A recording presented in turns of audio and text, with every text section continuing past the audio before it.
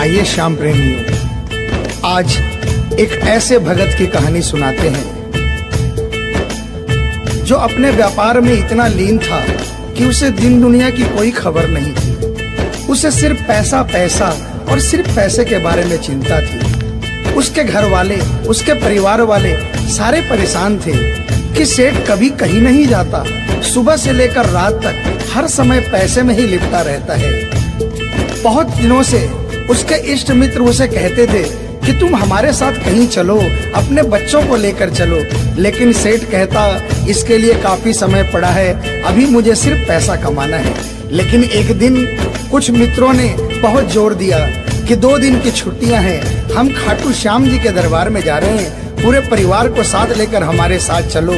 और सेठ उनको ये बात मना नहीं कर पाया और बिना मन के वो उन परिवार वालों और इष्ट मित्रों के साथ खाटू के लिए रवाना हो गया। रास्ते भर वो अपने व्यापार की बातें करता रहा। उसे खाटू जाने की जरा भी इच्छा नहीं थी। लेकिन जब खाटू पहुंचा और बाबा श्याम के मंदिर में पहुंचा और जब बाबा से नजरें मिली, उसके होश उड़ गए। सेठ के परिवार वाले सारे दर्शन करके बाहर आ गए। वो सिर्फ 1 मिनट के लिए मंदिर में आया, लेकिन घंटों तक बाबा के दरबार में खड़ा रह गया। उसको होश नहीं रहा और वो बाबा की तरफ देखकर आंखें बंद करके आंसुओं की धार बहती रही और वो बाबा से मन ही मन बातें करता रहा। जब परिवार वालों ने उसे कहा कि अब चलना है, तो सेठ ने बाबा से कहा, प्रभु मुझे अब हर महीने 11 को अपने दरबार में बुलाओ। और ये कह करके वो बाबा के दरबार से वापस अपने घर को आ गया। 15 दिन बाद 11 आई। सेठ बहुत से लोगों को लेकर अपने साथ बाबा के दरबार में गया। ऐसे हर 11 को वो खाटू जाने लगे। लेकिन एक दिन जैसे ही वो सुबह 11 को घर से निकलने लगा, मुनीम ने कहा, सेठ जी कहाँ जा रहे हो? सेठ ने कहा, अरे मुनीम तुझे पता नहीं, आज 11 है, मुझे खाटू धाम जाना है। मुनीम ने कहा, सेठ जी आपको पता नहीं, आज बाहर के कुछ व्यापारी आने वाले हैं, लाखों का सौदा होने वाला है और वो व्यापारी आज रात को वापस इंडिया के बाहर चले जाएंगे। आपके पास तो मौका है, आप 11 की जगह मावस को खाटू चले जाना। सेठ के मन में ये आया कि हाँ, इसमें क्या फर्क पड़ता है, आज यहाँ व्यापार कर लेता हूँ, सौदा कर लेता हूँ, मैं खाटू मावस को चला जाऊंगा। और सेठ उस दिन खाटू नहीं जा पाया। 11 निकल गई, मावस आई, मावस को फिर कोई व्यापारी आ गया। उसके बाद फिर पूर्णिमा आई, फिर कोई व्यापारी आ गया और इसी तरह सेठ व्यापार में फिर उलझ गया। एक दिन रात को सेठ सोया तो उसके नींदों में उसे ऐसा आभास हुआ कि उसे कोई आवाज आ रही है और उसने बड़े ध्यान से सुना। उसे लगा खाटू वाले श्याम बाबा उसे कह रहे हैं, वाह रे सेठ, मैंने तो सोचा था कि मेरे दरबार में कोई बहुत बड़ा भूला भटका भगत आया है, लेकिन मुझे क्या पता था कि कोई भगत नहीं, एक सौदागर आया है और मुझसे सौदा करके चला गया।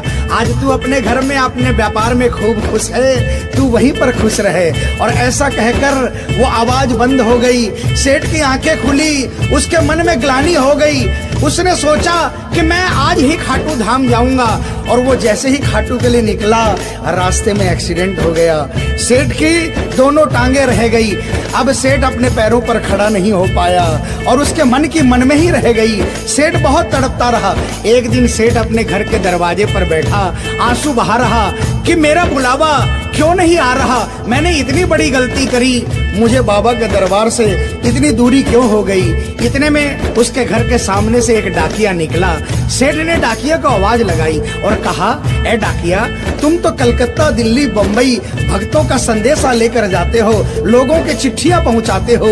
आज मेरी एक चिट्ठी, मेरा एक संदेशा मेरे खाटू वाले श्याम बाबा के दरबार में क्या पहुंचा दोगे?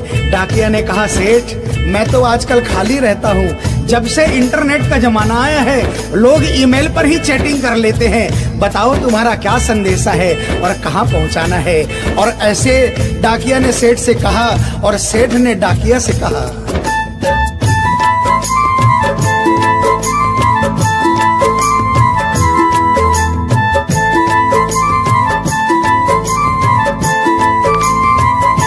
डाकिया जा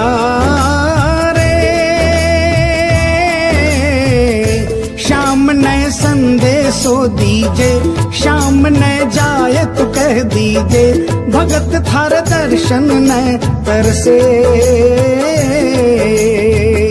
डाकी दिया जा रे।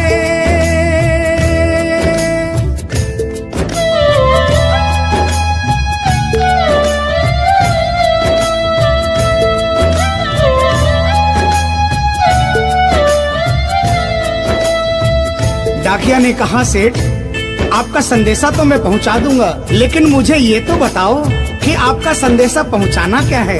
जहां मुझे संदेशा पहुंचाना है वहां का ठिकाना क्या है। और डाकिया ने कहा,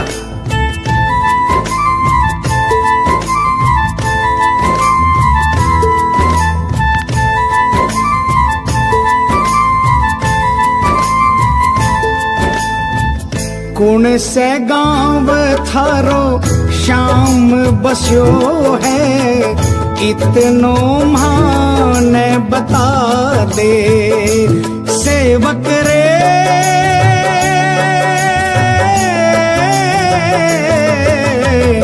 घर तेरे पास है कोई निशानी, माने तू दिखला दे।